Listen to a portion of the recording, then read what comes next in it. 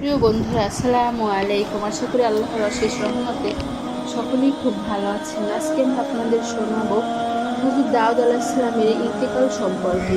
হযরত দাউদ আলাইহিসসালামের ইন্তেকালের কিছুদিন পূর্বে একদা হযরত জিবরাইল আলাইহিসসালাম একটি সিন্দুক নিয়ে হযরত দাউদ আলাইহিসসালামের নিকট উপস্থিত হন। অতঃপর তিনি হযরত দাউদ আলাইহিসসালামকে বলেন, হে আল্লাহর খলিফা, আপনি রাজ্যময় ঘোষণা করে দিন যে এই সিন্দুকের মধ্যে কি আছে। সে কথা সঠিকভাবে যে বলে দিতে পারবে তাকেই খিলাফত ও রাজ্যের উত্তরাধিকারী নির্বাচন করা হবে। হযরত দাউদ আলাইহিসসালাম হযরত জিবরাইল আলাইহিসসালামের আদেশ অনুসারে নিজের 15 জন সন্তান ও বনী ইসরাঈলদেরকে এক জায়গায় সমবেত করে সিন্দুক সম্বন্ধে জিজ্ঞেস করলেন। এতে আলেম মানুষের মধ্যে কেউ এর সদুত্তর দিতে সক্ষম হলো না।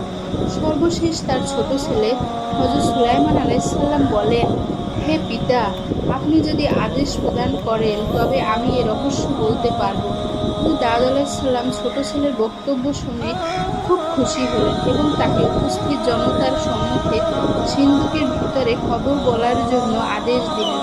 হযরত সুলাইমান আলাইহিসসালাম প্রথমে আল্লাহ তাআলার নাম মুখে উচ্চারণ করলেন, অতঃপর বললেন, ভাইসব, সিন্দুকের মধ্যে রয়েছে একটি হাতের আংটি, একটি চাবুক ও একটি চিঠি। একথা শুনে হযরত দাউদ আলাইহিসসালাম সকলের সম্মুখে সিন্দুকটি খুলে দেখলেন।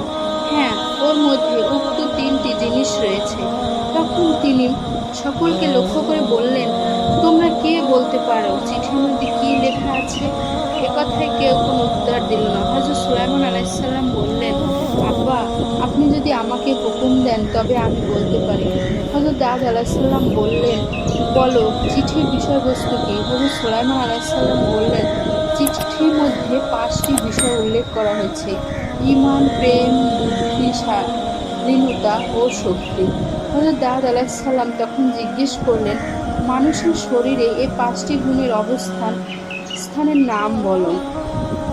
হযরত সুলাইমান আলাইহিসসালাম বললেন, ঈমান ও প্রেমের অবস্থান হচ্ছে মানুষের অন্তরে, বুদ্ধির অবস্থান হলো মস্তিষ্কে, শালীনতা ও লজ্জাবোধের অবস্থান হলো চোখ ও মুখে, শক্তির অবস্থান হলো হাড্ডির মাঝে।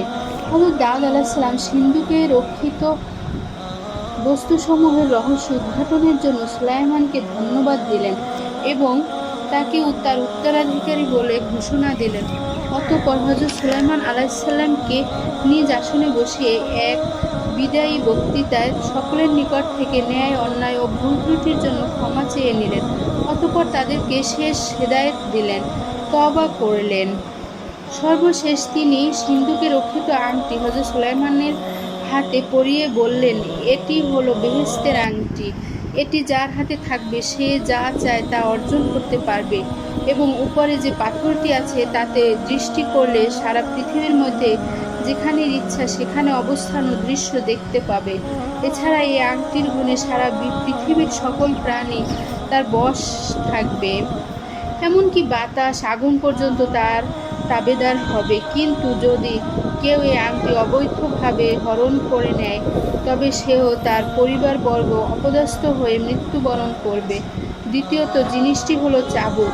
এটিকে যে কোনো অন্যায় দমনের প্রেরণ করলে অন্যায়কারীরা যত শক্তিশালী হোক না কেন তাদেরকে ধরাশায়ী করতে বেশি সময় নেবে না। যদি যুদ্ধক্ষেত্রে প্রেরণ করা হয় তবে চাবুকের বরকতে সেখানে আরও লক্ষ লক্ষ চাবুক জমায়েত হয়ে কাজ আরম্ভ করে দিবে। প্রয়োজন বোধে এটি একটি ভীষণ মারণাস্ত্রে রূপ নিতে বিলম্ব করবে না। ন্যায় বিচারের ক্ষেত্রে চাবুক নিজে কাজ করে যাবে। আরও অনেক গুণ এ চাবুকের মধ্যে নিহিত রয়েছে যা প্রয়োজনীয় সময় প্রকাশ পাবে। হযরত দাউদ আলাইহিসসালাম আংটি পরিধান করিয়ে দিবার পরে চাবুকটি তার হাতে দিলেন। সব শেষে হযরত দাউদ আলাইহিসসালাম বললেন, চিঠির মধ্যে যে 5টি জিনিসের কথা উল্লেখ করা হয়েছে উহার উদ্দেশ্য হলো আল্লাহ তাআলার খিলাফতি রাজ্য পরিচালনার ক্ষেত্রে উক্ত 5টি গুণাগুণ দ্বারা বিচার করে এবং উহার আশ্রয় নিয়ে সর্বক্ষেত্রে অগ্রসর হতে হবে। উক্ত গুণাগুণের আশ্রয় ছাড়া প্রভৃতি আশ্রয় নিলে খলিফা নিজের ধ্বংস নিজে ডেকে আনবে। এই ইঙ্গিত প্রদানের জন্য উক্ত বিষয়সমূহ পত্রাকারে লিপিবদ্ধ করা হয়েছে। কথা বলে তিনি দোয়া মোনাজাত করেন।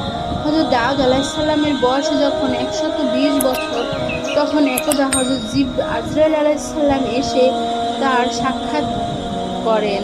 হযরত আজরাইল আলাইহিসসালাম প্রথমে তাকে সালাম দেন, অতঃপর নিজ পরিচয় প্রদান করেন। হযরত দাউদ আলাইহিসসালাম তখন আগমনের কারণ জিজ্ঞেস করেন। হযরত আজরাইল আলাইহিসসালাম বলেন, আমি আপনার জান কবজের জন্য এসেছি। হযরত দাউদ আলাইহিসসালাম তখন বললেন, ঠিক আছে ভাই আজরাইল, আপনি একটু সময় অপেক্ষা করুন, আমি অজু করে 2 রাকাত নামাজ আদায় করে নিই।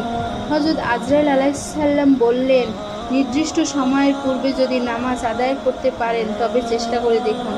হযরত দাউদ আলাইহিসসালাম তখন তাড়াতাড়ি উযু সমাধা করে নামাজে দাঁড়াতে থাকেন। এমন সময় হযরত আজরাইল আলাইহিসসালাম তার জান কবজ করে নিলেন। মৃত্যুর ক্ষেত্রে মুহূর্তকাল সময় তার দেওয়ার সুযোগ কারো নাই, এমনকি নবীদেরও ক্ষেত্রেও নয়। উহা কাটায় কাটায় নির্ধারিত সময় সম্পন্ন হবে। পবিত্র কোরআনে তার উল্লেখ রয়েছে।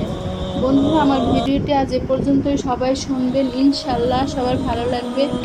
মা বোনরা ভালো থাকবেন, মা বোনরা ছাতর থেকে নামাজ পড়বেন, নতুবা আপনাদের নামাজ কবুল হবে না। সবাই ভালো থাকবেন, সাবধান থাকবেন, নিরাপদে থাকবেন। আসসালামু আলাইকুম।